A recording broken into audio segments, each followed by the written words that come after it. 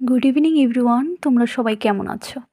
আশা করছি প্রত্যেকে ভালো আছো। আজকে আমরা চলো আলোচনা করি চ্যাপ্টার 13। চ্যাপ্টার 13-এ দেখো কি রয়েছে, circle or loop preceding initial hook. মানে কি, কোনো ইনিশিয়াল হুকের আগে যদি এস মানে সার্কেল বা লুপ থাকে, এসটি থাকে বা এসটিআর থাকে, তখন আমরা কিভাবে লিখব। দেখো এখানে আর হুক আছে প্রাই, পিআরআই, ঠিক আছে, এখানে স্প্রাই। তখন আমরা কি করব, এটা আমরা কোন মোশনে দেব বলো তো? কোন মোশনে দেখা যাচ্ছে? লেফট সাইডে, কিন্তু এটা মোশন হচ্ছে রাইট সাইডে। রাইট মোশনে আমরা এসপিটা লিখে নেব।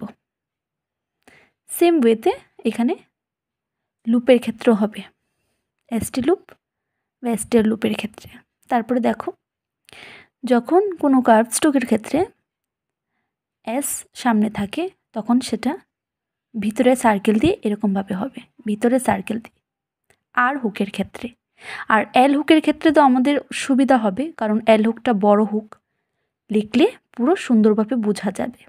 কিন্তু আর হুকটা তো ছোট হুক, বুঝতে অসুবিধা হবে। কিন্তু এরকমভাবে তুমি লিখবে যাতে তুমি নিজে বুঝতে পারো এটা ভিতরে হুকটা আছে।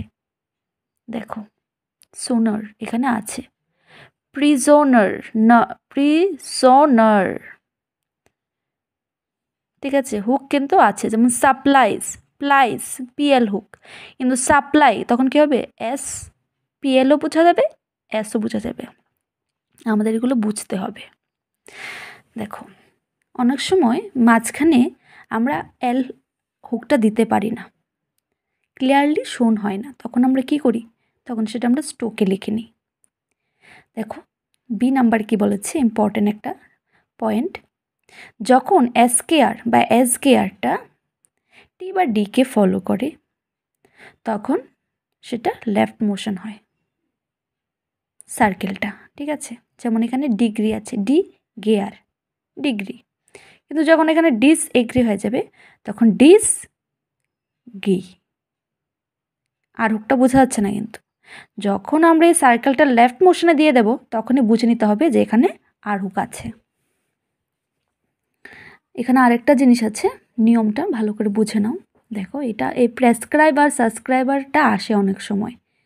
হ্যাঁ, যখন এসকেআর পি আর বি এর পরে আসে তখন